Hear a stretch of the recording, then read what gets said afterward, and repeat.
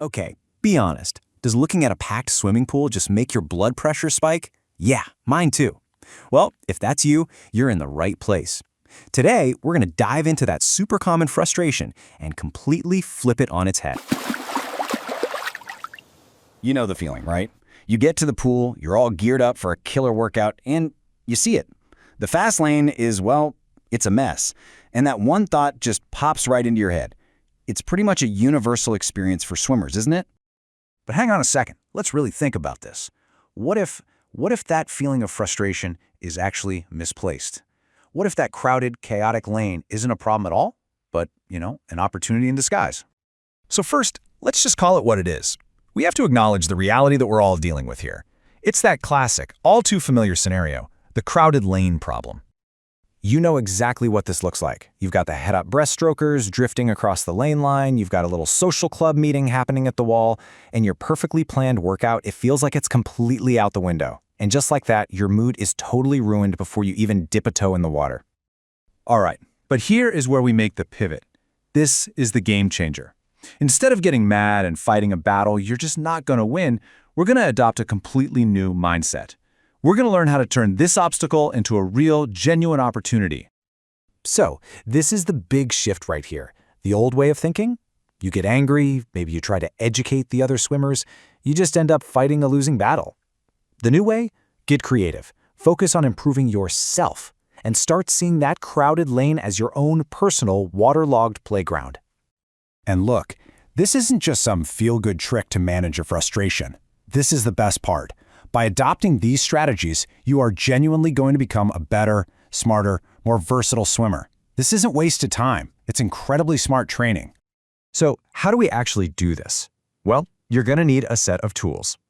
So let's open up what I'm calling the crowded lane toolbox and check out the specific drills you can pull out to conquer pretty much any situation you're going to face. First up, our first set of tools is all about form and finesse. A slow lane is actually the perfect excuse to slow yourself down. You can focus on swimming super slowly, really feeling out which muscles need to be working. It's the perfect time for one-arm drills to dial in your technique or for sculling to really improve your feel for the water. You can even do fist drills to develop a powerful catch that uses your whole forearm.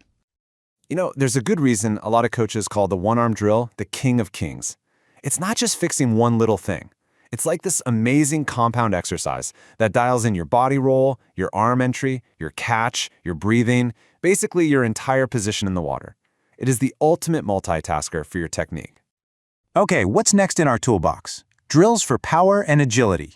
Instead of getting all bent out of shape about that swimmer in front of you, use them. Turn them into a moving obstacle and practice diving under. You can work on your raw kicking power without a kickboard. And if the wall is a total traffic jam, just swim from the flags to the flags, practicing fast turns and breakouts in the middle of the pool. The dive under is just brilliant. As you get close to the person in front, you just take a breath, get into a really tight streamline, and then kick along the bottom right underneath them. You pop up on the other side and keep going. It's an amazing way to build breath control and kicking power, and it keeps things interesting. Now for our final toolkit. This is where you get to have some real fun. Start treating that crowded lane like an open water race simulation. Practice sighting around people, draft behind someone for a bit, weave through the traffic. Or just mix it up. Swim some medley to change your pace, or even try something wild, like swimming backwards to really challenge your body control. In this quote right here, this is the core message. It's about a complete and total reframing of the entire situation. That lane isn't a frustrating tiny box anymore. It's a dynamic playground that actually offers you training opportunities you would never get in an empty pool. So what's the big takeaway from all this? It's all about shifting your whole approach. It's about learning to swim smarter, not just harder. You're using the chaos to your advantage instead of just getting angry that you can't blast through an empty lane. And this is it. If you remember one thing, let it be this. You can't control the crowd. You will never be able to control who gets in your lane or how they swim. But you have absolute 100% control over how you react and what kind of workout you decide to have. So, I'll leave you with this question. The next time you walk out on that pool deck and you see that chaotic, crowded lane, don't see a ruined workout. I want you to see a set of building blocks. And ask yourself, what will you build today? Will it be technique? Power? Creativity? The choice is all yours.